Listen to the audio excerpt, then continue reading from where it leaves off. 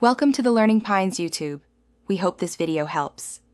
You begin with an admin account because Windows restricts app removal for standard users. Once signed in, backup bookmarks or export browser profiles if Gmail is tied to an extension or a progressive web app. Next, open Start, click Settings, then navigate to Apps. This is where Windows lists installed programs and web apps. Make sure to close Chrome, Edge, or any browser using the account. Now, focus on removing the specific Gmail integration rather than general browser data. To avoid losing, you should now identify whether Gmail appears as a progressive web app, a mail app account, or a browser extension. In Settings, right arrow Apps, select the PWA or listed app and choose Uninstall to remove the program entry. For Chrome or Edge extensions, open the browser, go to Extensions or Add-ons, and click Remove on the Gmail-related extension.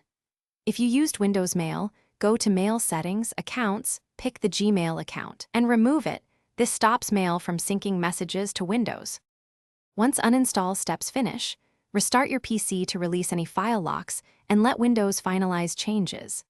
After reboot, check File Explorer under App Data or the Browser Profile Manager to remove leftover Gmail shortcuts or data. Make sure you only delete Gmail-related folders to avoid losing other profiles.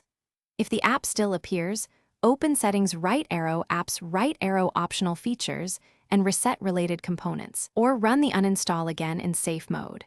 If removal fails, that reset usually resolves stuck entry. Thanks for watching. Consider subscribing if we helped you.